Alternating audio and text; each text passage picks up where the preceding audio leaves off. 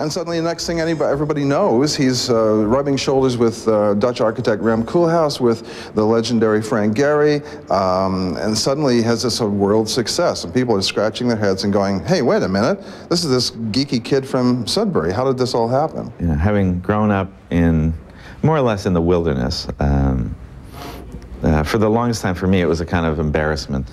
But more and more I realized that all of those kinds of events, and especially the kind of experience as a child, being in a natural environment where you were very intimately connected to cycles of nature, produced a kind of sensitivity to rhythms that you're not exposed to so much in an urban context. You know, there are very few designers, I imagine, who could know how to put a side of beef into the freezer if they had to. I made some notes, and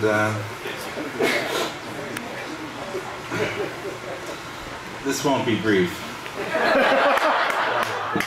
Once a relatively unknown graphic designer, Mao gained international recognition in 1995 for his work on the book SML-XL, a collaboration with Rem Koolhaas that has become something of a design Bible.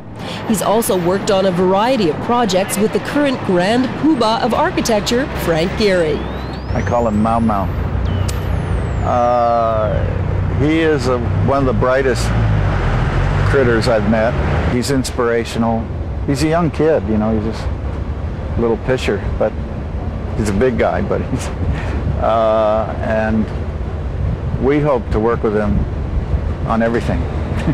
Yeah, like I think these two hang together quite nicely, right? Since opening his own studio 17 years ago, Bruce Mau has worked on an astounding variety of products. He's had his hand in designing everything from pastry boxes to textiles, art books to museums. He's gained international recognition for his book Lifestyle. He's designing a 322-acre park called Tree City and has created an art installation that's been exhibited in both Europe and North America. The definition of what a graphic designer is, I think, is constantly in flux.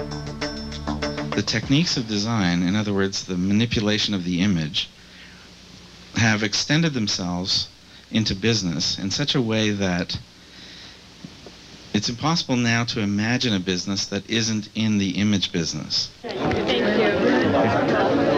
What's it like for you to keep telling this story to all the different media? First of all, it's really surprising, frankly. The reaction to the book has been just way more than I ever imagined. But secondly, there is a kind of ironic dimension to it in that I'm becoming part of the kind of image industry that the book is about. What we see over the last 150 years, and in a dramatically accelerated pace over the last 50, is that design is changing its place in the order of things. Design is evolving from its position of relative insignificance within business and the larger envelope of nature to become the biggest project of all. When it comes to consumer goods, we terminal lefties do tend to fall into bubble-think, concerned as we are with glut and greed and the gap between first and third world nations and so on. And the Daily News always seems to be bad. Alaska opened up to the oil industry, corporations patenting the human genome, shanty towns in Central America sliding into the sea. It's enough to make you want to start another planet. Then along comes Bruce Mau, designer extraordinaire, uber optimist, who in his new book, Massive Change, sees the good, or at least the fine potential, in just about everything from military exoskeletons to nanotechnology. Cynics and fatalists be damned. Hello and welcome. You know, you say in your book that design has emerged as one of the world's most powerful forces. What kind of design are you talking about? How has design become so important? What's the evolution of it as you see it? Well, what we saw was that if you look at the history of human capacity, what has happened over the last, especially over the last 50 years, is that our capacity to affect outcomes and control our environment continues to expand in almost every dimension. So when we think about design, we think about that capacity to produce environments. And if you think about the number of times that you can, in your lifetime, close your eyes and open them in an environment that is not produced or designed, where you don't see designed objects, you realize how much of our life is actually lived through that interface. And therefore, it's absolutely critical that we understand it.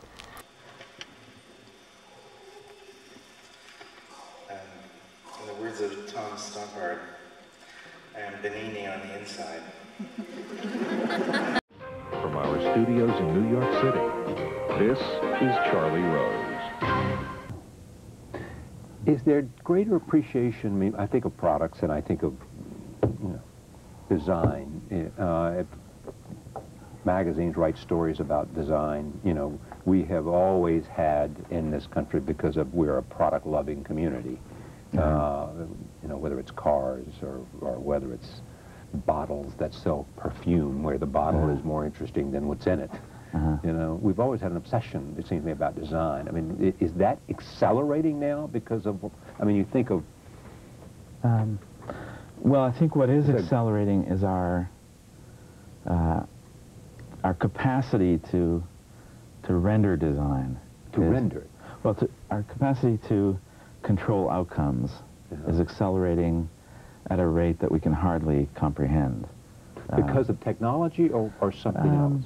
Principally because of technology. A number of things I think have really kind of assembled to make this situation as extraordinary as it is.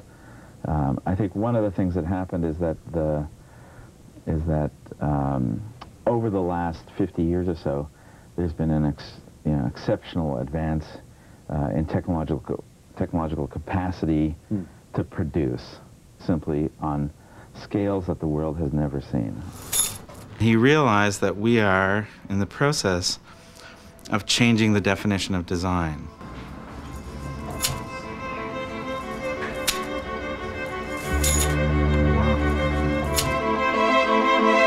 I really began as a graphic designer and almost immediately began to kind of look elsewhere and to transgress the boundaries of that discipline. I've finally decided to drop graphic and to just be a designer.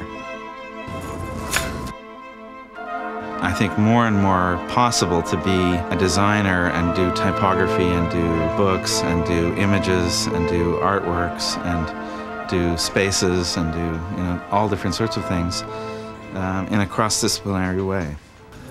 8 years ago, you said to me that living is just creating trouble, and that's what I want to do.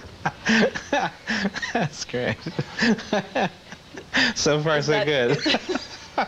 Gary once said to me that in 150 years, people will decide about our work, whether we think it's the most important work in the world or not.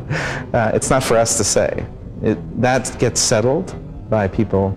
By somebody else. Right? Our work is to live vigorously and to produce, and then, and of course, be part of the discourse around it and enjoy the kind of pleasures of that. Ain't no sunshine when she's gone, and she's always gone too long. Anytime she goes away,